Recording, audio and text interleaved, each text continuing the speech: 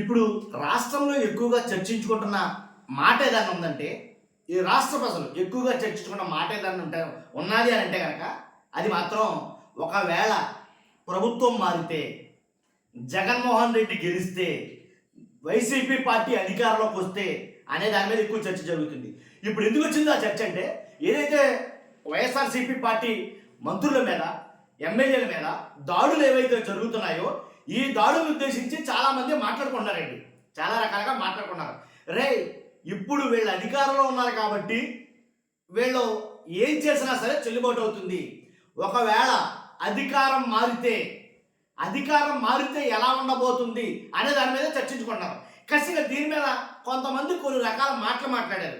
వీడియోలతో సహా, వీడియో ప్రూఫ్లతో సహా పెడతాను నేను. కొంతమంది కొన్ని మాటలు మాట్లాడారు. ఆ మాటలేంటో మనం డిస్కస్ చేసుకుందాం. నిజంగా ఒకవేళ పుసుక్కున అధికారం మారితే దీని మీద మనం మాట్లాడబోతాం. ఫస్ట్ లైక్ చేయండి చెప్తాను. లైక్ చేస్తే రాష్ట్ర ప్రజలందరికీ చేరాలి. అలా చేరాలంటే మీ బాధ్యతగా లైక్ చేయండి. లైక్ చేస్తే ఎక్కువ మందికి ఇన్ఫర్మేషన్ షేర్ అవుతుంది. కొత్తగా మన ఛానల్ ఇస్తే పక్కాగా సబ్స్క్రైబ్ చేయండి. మీ అమూల్యమైన అభిప్రాయాన్ని కామెంట్ రూపంలో తెలియజేయండి. ఒకవేళ పుసుక్కున అధికారం మారితే అన్న మాట నేనన్నది కాదు. వాస్తవంగా అయితే కనుక అడ్వకేట్, జనసేన పార్టీలో ఉంటున్నటువంటి అడ్వకేట్ రజనీ గారు మాట్లాడిన మాట ఇది. ఆవిడ మాట్లాడిన మాట, ఒకవేళ పుసుక్కున అధికారం మారితే ఏం జరుగుతుందో తెలుసా? మీరు కర్రలు పట్టుకొచ్చారు, వాళ్ళ కత్తులు పట్టుకొస్తారు. ఇదే మాట ఆవిడ మాట్లాడారు. ప్రతి మాటకి వీడియో ఉందండి. ఆ వీడియో నేను పెడతాను ఖచ్చితంగా. ఫస్ట్ అయితే కనుక బైరెడ్డి సిద్ధార్థారెడ్డి ప్రెస్ మీట్లో మాట్లాడిన మాట మీకు చెప్పాలనుకుంటాను నేను. ఏంటంటే, దాడి జరిగిన ఒకవేళ ప్రభుత్వం మారితే కనుక మేము వస్తాం, మేము వచ్చిన తర్వాత పరిస్థితి ఎలా ఉండదో తెలుసా? చర్యకు ప్రతిచర్య, క్రియేషన్ టు రిక్రియేషన్. చర్యకు ప్రతిచర్య జరిగితే కనుక ఏదైతే దాడి జరుగుతుందో ఆ దాడి జరిగే ప్రదేశంలో మేమే ఉంటాం. అంతేకాదు, మీరు పరిగెత్తుకుని మీ మీద దాడి జరిగే ప్రదేశంలో మేమే ఉంటాం. మీరు పరిగెత్తుకుని వెళ్ళిపోతే పోలీస్ స్టేషన్కి పరిగెత్తుకెళ్తే ఆ పోలీస్ స్టేషన్లోనూ మేమే ఉంటాం. పోలీస్ స్టేషన్ కాడి నుంచి మీరు పరిగెత్తుకుని హాస్పిటల్కి వెళ్తే హాస్పిటల్ కాడ కూడా మేమే ఉంటాం అని ఆయన మాట్లాడిన మాటలు వింటే ఎటుపోతుందో ఏమవుతుందో అని నిజంగా ఆ యాంగ్జైటీ ఎక్కువ అవుతుంది నిజంగా మాట్లాడాల్సి వస్తే కనుక. కాబట్టి అంటే చర్య ప్రతిచర్య ఉంటుందా అని అంటే కనుక ఆయన ఒకడే కాదు, సజ్జల గారు మాట్లాడారు నిన్నే. ఏం మాట్లాడారు? రిటర్న్ గిఫ్ట్ ఉంటుంది ఖచ్చితంగా. నిజంగా రిటర్న్ గిఫ్ట్ ఉంటుంది ఖచ్చితంగా అని ఆయన అంటే అంత సీనియర్ మోస్ట్ నాయకులు కూడా మాట్లాడతారు. మ్యాక్సిమం అలసిపోయినట్టున్నారండి వైసీపీ నాయకులందరూ కూడా. సహనం, ఓర్పు అనేది వాళ్ళలో నశించిపోతుందేమో రోజు రోజుకి. కాబట్టి ఓర్పు నశించిపోయిందేమో. నిజంగా అంటే లేనిపోయిన సాంప్రదాయాల్ని కొత్త సాంప్రదాయాలకి తెరతీస్తుందేమో కూటమి ప్రభుత్వం. ఎందుకంటే ఇళ్లకి నిప్పు పెట్టే సాంప్రదాయం ఆంధ్రప్రదేశ్లో ఇప్పటి వరకు ఎప్పుడు జరగలేదేమో, నాకు తెలిసి జరగలేదు. కాబట్టి ఇళ్లకి నిప్పు పెట్టే సాంప్రదాయం, పెట్రోల్ బాంబులు ఇళ్ల మీద వేసే సాంప్రదాయం ఇప్పటి వరకు జరగలేదేమో. కానీ ఒకవేళ సజ్జల గారు మాట్లాడిన ఒక మాట అండర్లైన్ చేశాను నేను. ఏమని చెప్పంటారా? ఒకవేళ మాకు ఏం చేయాలి మిమ్మల్ని అనేది మాకు తెలియకపోతే మీరు నేర్పిస్తారు కదా. మీరు నేర్పిస్తున్నారు కదా. ఇప్పుడు నేను ఎలా చేయాలి అనేది అంటే పెట్రోల్ బాంబులు ఏంటో మీరు నేర్పించిందే, కర్రల పట్టుకుని రావడం మీరు నేర్పించిందే, ఏంటి కార్లు ధ్వంసం చేసి తగలబెట్టేయడం మీరు నేర్పించిందే. మాకు తెలియకపోయినా మీరు నేర్పిస్తారు కదా, అది మేము నేర్చుకునేలా చేస్తాం అన్నట్టుగా అంత సీనియర్ మోస్ట్ నాయకుడే మాట్లాడతారండి. కాబట్టి ఫస్ట్ బైరెడ్డి సిద్ధార్థ గారు ఏమన్నారో ఆ వీడియో నేను ఇక్కడ పెడతాను, ఒకసారి చూడండి. ఆ వీడియో చూసిన తర్వాత మాట్లాడదాం. ఇదే రేపు వైఎస్ఆర్ కాంగ్రెస్ పార్టీ వచ్చిన తర్వాత రిపీట్ అయితే మీరు తట్టుకోగలుగుతారా? దాడి చేసే ప్రదేశంలో మేమే ఉంటాం. పరిగెత్తకుండా పోలీస్ స్టేషన్ పోతే ఆడ మేమే ఉంటాం. గాయాలతో హాస్పిటల్ పోతే ఆడ మేమే ఉంటాం. చివరికి మీరు నిద్రపోతే కళలో కూడా మేమే ఉంటాం. కాబట్టి చర్యకు ప్రతిచర్య ఖచ్చితంగా ఉంటుంది. వినారుగా బైరెడ్డి సిద్ధార్థరెడ్డి గారు ఏదైతే ఆయన మాటలు విన్నారు కదా. నిజంగా అలా జరిగితే కనుక ఏంటంటే పరిస్థితి? నిజంగా రాష్ట్ర ప్రజలందరూ దీని గురించి చర్చించుకుంటున్నారు. వీళ్ళ హయాంలో వీళ్ళు ఎలా ఇస్తున్నారు. మీరు జగన్మోహన్ రెడ్డి గారు అన్నట్టు మీరు కొట్టారు, మేము తీసుకున్నాం, మా తరం వస్తుంది. నిజంగా ఆ తరం వస్తే ఏంటో పరిస్థితి అనేది నాకే చాలా ఆశ్చర్యం అనిపిస్తుంది. ఆలోచిస్తే అలా ఎలా దాన్ని ఊహించుకోవడం ఇమాజిన్ అందకల్లా. కాబట్టి అలా జరుగుతుందేమో. కాబట్టి సంయమనం పాటిస్తే మంచిదేమో. ఏంటంటే ఎల్లకాలం ఒకే పార్టీలు ఉండవు రాజకీయంగా. ఎల్లకాలం ఒకడదే ఉండదు రాజ్యం. కాబట్టి మారుతాయి కాబట్టి మనం దృష్టిలో పెట్టుకుంటే మంచిదేమో అని కొంతమంది రాజకీయ విశ్లేషకులు కూడా మాట్లాడుతున్నమాట. లాయర్ గారు మాట్లాడారండి, అడ్వకేట్ రజనీ గారు. ఆవిడ మాట్లాడిన మాట ఒకసారి విన్నాం.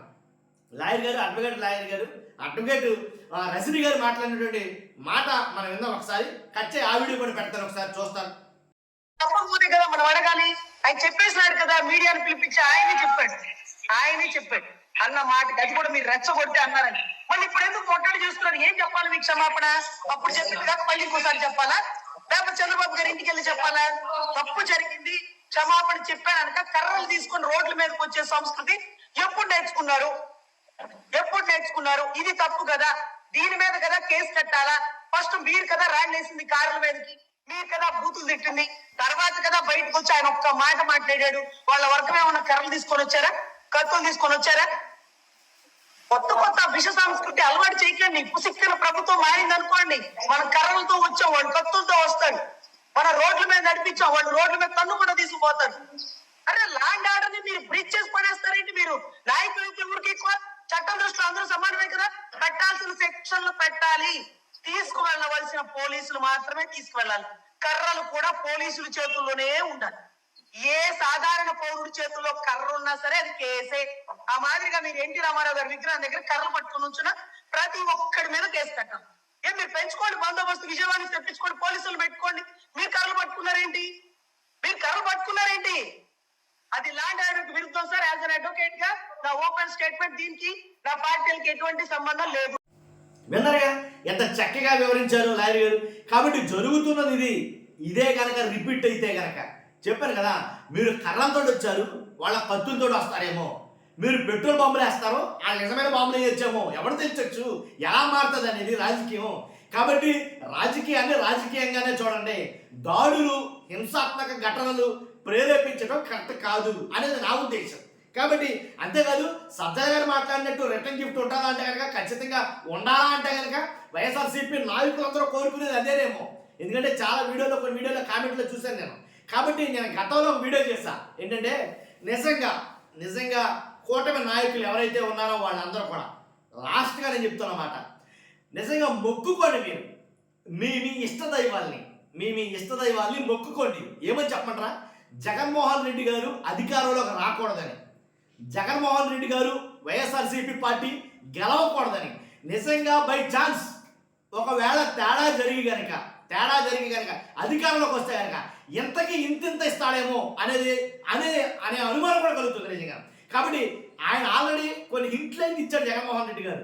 ఎట్టి పరిస్థితుల్లో ఎవరిని వదిలిపెట్టాం, చట్టరీత్యాగానే చట్టం పరంగానే ఎవరిని వదిలిపెట్టాం. ఏంటి, సప్త సముద్రాలు అవతలున్నా సరే తీసుకొచ్చి మరి ఉంటుంది అనేది ఆయన చెప్పాడు. కాబట్టి నన్ను అడిగితే ఇది సాంప్రదాయం కాదు, రాజకీయ సాంప్రదాయం కాదు ఇది. కాబట్టి వేరే కొత్త పందాలు తొక్కుతుంది రాజకీయం. కాబట్టి ఇప్పటికైనా దాన్ని స్వస్తి చెప్పి ఏంటి నూతన వరవడిని అయితే రాజకీయాలు సృష్టించాలనేది నా అభిమతం. కాబట్టి హింసాత్మక ఘటనలు ప్రేరేపించకుండా శాంతంగా చట్టపరంగా ఏదైనా చర్యలు తీసుకోవాలి, అదే అందరి అభిమతం. రాష్ట్ర ప్రజల్లో లేనిపోయిన భావాలు క్రియేట్ అవ్వకుండా ఉండడం మంచిది, అదే నేను చెప్పాలనుకుంది. చూస్తున్నా మీరు అంతా కూడా మీ అభిప్రాయం కామెంట్ రూపంలో తెలియజేయండి. ఫస్ట్ అయితే లైక్ చేయండి, కొత్తగా మన ఛానల్స్లో పక్కాగా సబ్స్క్రైబ్ చేయండి. Thank you much.